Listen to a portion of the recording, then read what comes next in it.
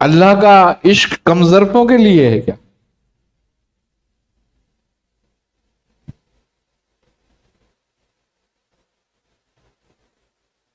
عشق میں تو علم، عمل، مال، اسباب سب گم ہو جاتے ہیں.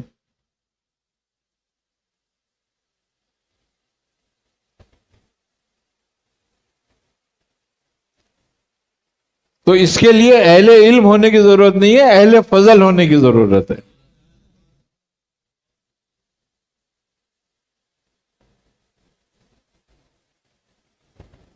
کہ اللہ کس پہ اپنا فضل کرتا ہے؟ اللہ انہی پہ اپنا فضل کرتا ہے جو اس کی مخلوق سے محبت کرتے ہیں، جو اپنی اوقات کو کتے سے بدتر کر لیتے ہیں.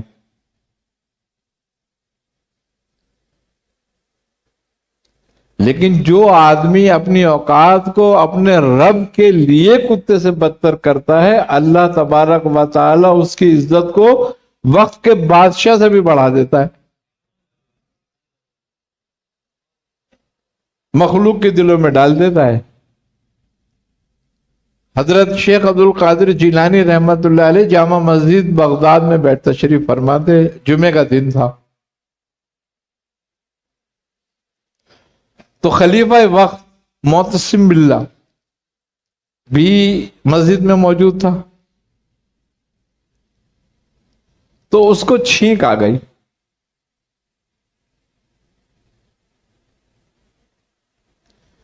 کچھ ہی دیر میں حضرت شیخ عبد القادر جیلانی رحمت اللہ علیہ کو بھی چھینک آ گئی. تو آپ نے جب فرمایا الحمدللہ تو پوری مسجد گونج اٹھی یرحمکم اللہ سے، اور خلیفہ کی چھینک پہ کوئی نہیں بولا. تو بادشاہ سے بھی زیادہ عزت بڑھا دی نا اللہ نے اپنے بندے کی.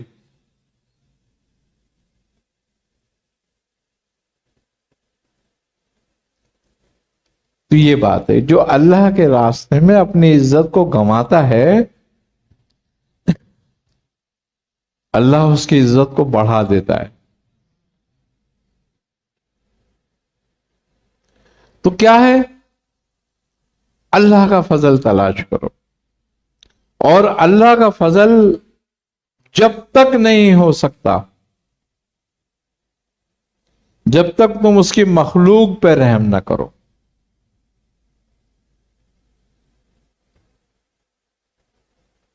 جب تک تمہارے دل میں اس کی مخلوق کے لیے اخلاص پیدا نہ ہو جائے، جب تک نہیں ہوتا. تو اگر تم پہ فضل ہو جائے اللہ تعالی کا تو ہر رات شب بارات ہو جاتی ہے،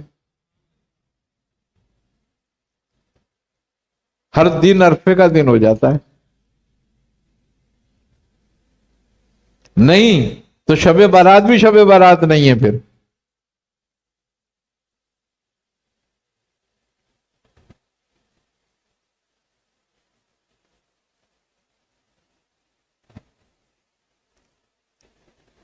آئی نہ سمجھ میں بات؟ آپ فرماتے ہیں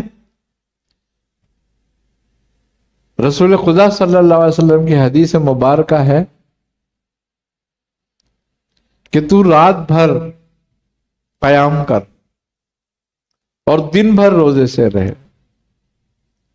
اگر تیرا پڑوسی تجھ سے تکلیف میں ہے تو اللہ سب رد کر دے گا.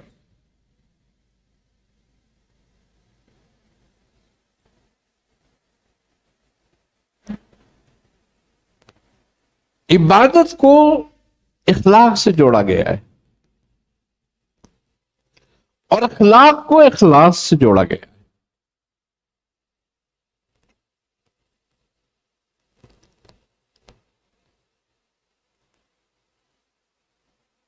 اگر تمہارا اخلاق اچھا نہیں تمہاری عبادت قابل قبول نہیں.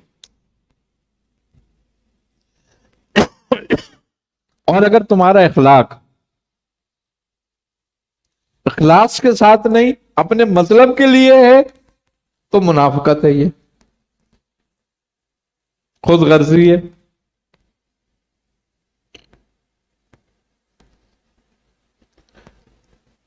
تو تو ایک دوسرے سے جڑی ہوئی چیزیں ہیں یہ.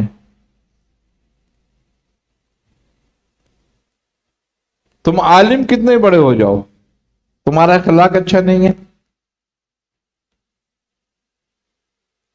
تو کسی کام کا علم ہے؟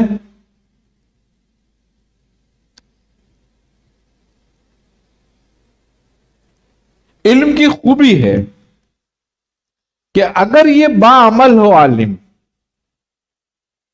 تو چراغ ہے، اور بے عمل ہو تو بغیر روشنی کا چراغ ہے. اور جب چراغ بجھ جاتا ہے، گل ہو جاتا ہے، تو اس میں روشنی نہیں رہتی، سیاہی رہتی ہے. پھر وہ ہاتھ بھی کالا کرتا ہے، منہ بھی کالا کرتا ہے.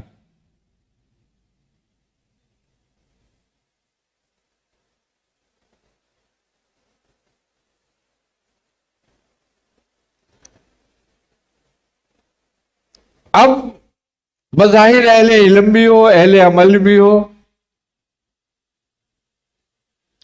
مگر خسائل رذیلہ کوٹ کوٹ کے بھری ہوں،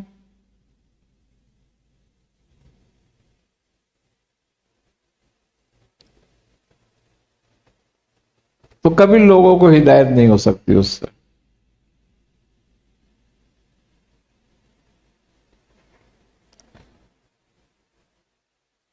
خوارج کا کیا تھا؟ ان کے عمل کیا کم تھے؟ سرور عالم صلی اللہ علیہ وسلم ان کے لیے فرماتے ہیں کہ وہ ایسے قرآن پڑھیں گے کہ تمہیں اپنے قرآن پڑھنے پہ شک ہو جائے گا، اور وہ ایسی نمازیں پڑھیں گے کہ تمہیں اپنی نماز پڑھنے پہ شبہ ہو جائے گا.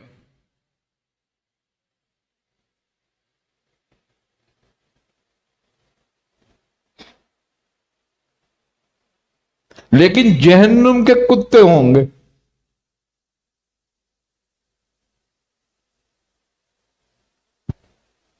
کیوں؟ کیا عالم نہیں ہے؟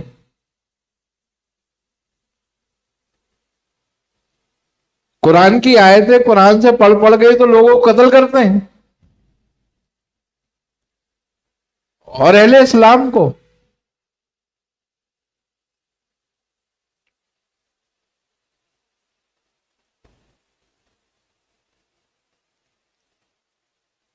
تو ایسا علم کسی کے کام کا ہے؟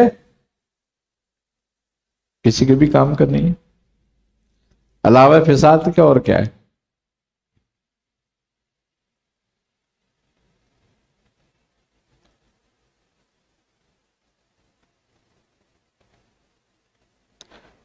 تو بات صرف کیا ہے کہ اللہ سے اس کا فضل مانگو.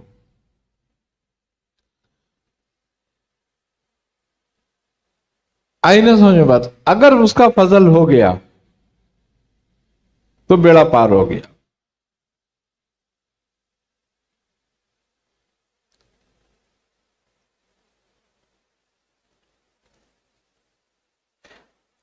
اللہ تعالیٰ قرآن کریم میں ایمان والوں سے کہہ رہا ہے نا، یا ایھا الذین آمنوا اتقوا اللہ، اے ایمان والو اللہ سے ڈرو اور خدا کے راستے میں وسیلہ تلاش کرو.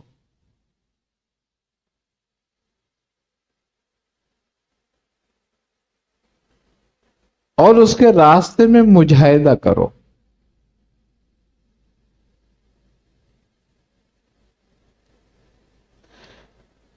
کلام اللہ اور رجال اللہ،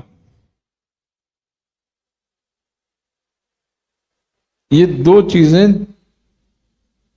ساتھ ساتھ ہیں.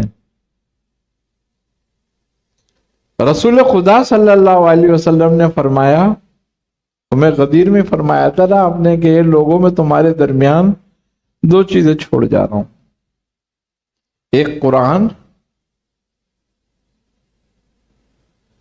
اور ایک اپنے اہل بیت.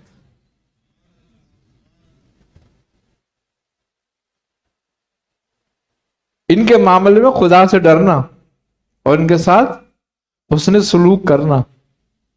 کیوں؟ کہ وہ کتاب اللہ ہے، یہ رجال اللہ ہے.